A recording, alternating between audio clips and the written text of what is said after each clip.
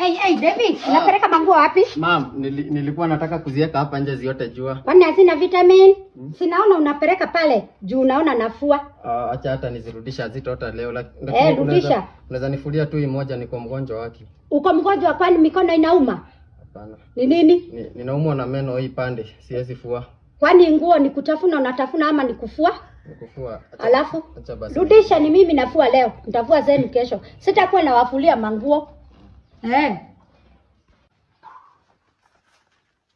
David, nini unafanya hapo? Nilikuwa natafuta remote ya TV. Remote ya TV sioni, ni manguo unaficha hapo ndio nifue. Nilikwambia aje?